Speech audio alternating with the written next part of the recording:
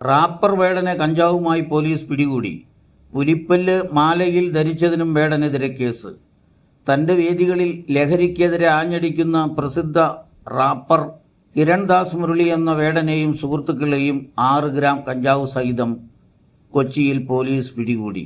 വേടൻ വാടകയ്ക്കെടുത്ത കൊച്ചിയിലെ ഫ്ളാറ്റിൽ നിന്നാണ് പോലീസ് ഇവരെ പിടികൂടിയത്. കുറച്ചു നാളുകളായി വേടൻ പോലീസിൻ്റെയും എക്സൈസിൻ്റെയും നിരീക്ഷണത്തിലായിരുന്നു. വേടൻ്റെ പരിപാടികളിൽ പോലീസിന് പോലും നിയന്ത്രിക്കാൻ പറ്റാത്ത ജനക്കൂട്ടമാണ് എത്താറ്.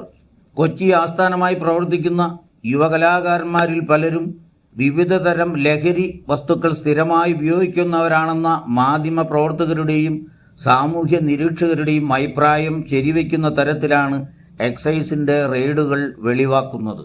ലഹരി ഉപയോഗിച്ചാൽ ക്രിയേറ്റിവിറ്റി കൂടുമെന്ന് ധരിക്കുന്ന നിരവധി കലാകാരന്മാർ മലയാള സിനിമയിൽ ഉണ്ടെന്നും അത്തരം ധാരണകൾ ശുദ്ധമണ്ടത്തരമെന്നും പ്രമുഖ സൈക്കാട്രിസ്റ്റുകൾ പറഞ്ഞു.